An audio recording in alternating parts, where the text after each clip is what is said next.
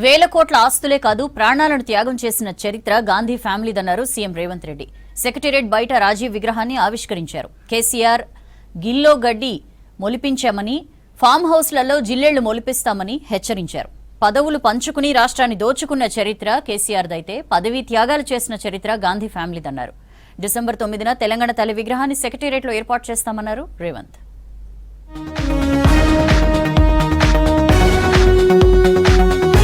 Secretariat బయట రాజీవ్ విగ్రహాన్ని ఆవిష్కరించారు ముఖ్యమంత్రి రేవంత్ రెడ్డి.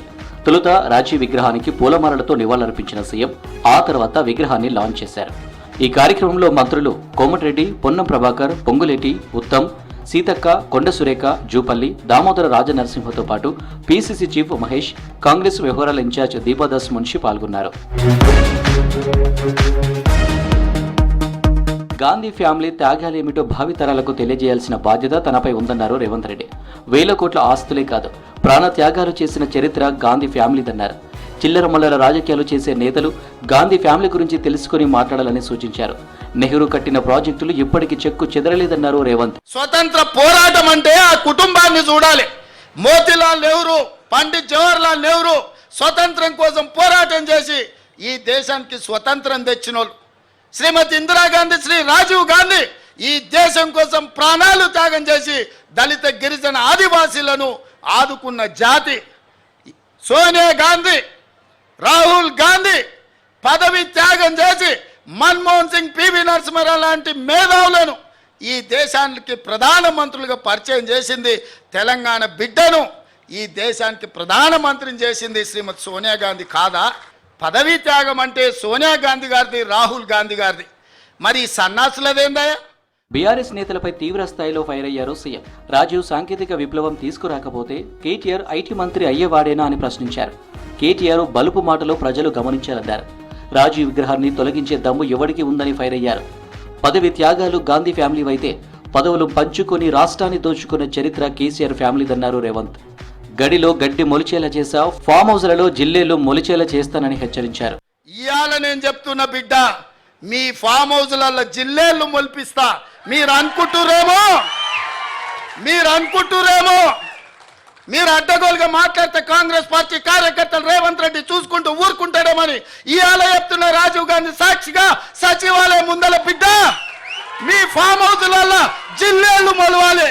సోనియా గాంధీ గారు నిలబడి తెలంగాణ రాష్ట్రాన్ని ఇస్తే ఆ కుటుంబాన్ని గౌరవించాల్సింది పోయి, ఆ గాడిదలే ఇక్కడ రాజీవ్ గాంధీ విగ్రహాన్ని పెట్టాల్సింది పోయి ఇవాళ మనం పెట్టిన విగ్రహాన్ని అవహేళన చేసి తొలగిస్తామంటారు. ఎవర్రా తొలగించేటోడు? ఒక్కడు రాండి, ఎప్పుడు వస్తారో తారీఖు చెప్పండి బిడ్డ. రాజీవ్ గాంధీ విగ్రహం తీస్తారంట. ఎవడొస్తాడో నేను చూస్తా. 18 ఏళ్లకే ఓటు హక్కు కల్పించిన చరిత్ర రాజీవ్ గాంధీదన్నారు మంత్రి కోమటిరెడ్డి. రాజీవ్ గాంధీ విగ్రహంపై రాద్ధాంతం చేస్తున్నారని ఫైర్ అయ్యారు.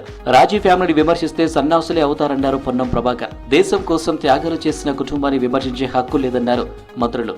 తెలంగాణ దేవతగా సోనియా గాంధీ గారు మన తెలంగాణ ఇచ్చి ఇక్కడ విగ్రహం మా ముఖ్యమంత్రి గారు ఆలోచన చేసి పెడితే ఇవాళ పనికిరాని వాళ్ళు తెలంగాణ కోసం దొంగ నాటకాలు వేసి, ఒకడేమో పెట్రోల్ దొరికింది కానీ అగ్గిపెట్టె దొరకలే, ఒక ఆయన హాస్పిటల్లో వండుకొని దొంగ దీక్షలు చేసుకుంటూ రాజీవ్ గాంధీ విగ్రహం ఎలా పెడతారు, రేపు మా గవర్నమెంట్ వస్తుంది వచ్చినాక చూసుకుంటా అన్నాడు. నీకు సిగ్గుండాలి. 3 నెలల కింద పార్లమెంట్ ఎన్నికలు జరిగితే 9 సీట్లలో 3వ స్థానం పోయినావు, 7 సీట్లలో డిపాజిట్ పోయి మళ్ళా గవర్నమెంట్కి వస్తావా నువ్వు? రాజీవ్ గాంధీ గురించి మాట్లాడి, త్యాగాల కుటుంబం గురించి మాట్లాడే మీ దోపిడి కుటుంబానికి ఆ అర్హత కూడా లేదు. మన భారతరత్న, మనందరి మార్గదర్శి, దేశాన్ని 21వ శతాబ్దంలోకి తీసుకుపోవడానికి కళలు కానీ ఈనాడు మనం ఉపయోగిస్తున్నటువంటి సాంకేతిక విప్లవానికి నాంది పలికినటువంటి 18 సంవత్సరాలకే ఓటక్కు కల్పించి ప్రజాస్వామ్యంలో భాగస్వామ్యం చేసినటువంటి రాజీవ్ గాంధీ గారి విగ్రహావిష్కరణ గౌరవ ముఖ్యమంత్రి గారి చేతుల మీద జరిగింది. దేశ సమగ్రత కోసం ప్రాణాలు అర్పించిన నేత రాజీవ్ గాంధీ అని చెప్పారు పీసీసీ చీఫ్ మహేష్ కుమార్ గౌడ్. అసలైన గ్రామ స్వరాజ్యం అంటే ఏమిటో చూపించిన మహానేత అని కొనియాడారు. ఆయన కన్న కళ ఈ దేశం శాస్త్ర సాంకేతిక పరంగా, పరిజ్ఞాన పరంగా, కంప్యూటర్ల పరంగా 21వ శతాబ్దంకి పోవాలి. ఆ 21వ శతాబ్దంలో పుట్టినట్టు యువకులంతా కూడా పరిపూర్ణమైనటువంటి టెక్నాలజీతో ముందుకు పోవాలని కళ్ళు కన్నాడు. ఆయన కళ్ళలో సాకారమైంది, కానీ ఆయన మన మధ్య లేకుండా పోయాడు. పోయిన తీరు కూడా దేశాన్ని భద్రంగా ఉంచాలని, దేశాన్ని సమగ్రంగా ఉంచాలని కోరుతూ బాంబుల వర్షానికి గురైన సందర్భం. డిసెంబర్ 9న సెక్రటేరియట్లో తెలంగాణ తల్లి విగ్రహాన్ని ఆవిష్కరిస్తామని సీఎం రేవంత్ రెడ్డి ప్రకటించారు. ప్రపంచమే అబ్బురపడేలా ఈ కార్యక్రమాన్ని నిర్వహిస్తామని చెప్పారు రేవంత్.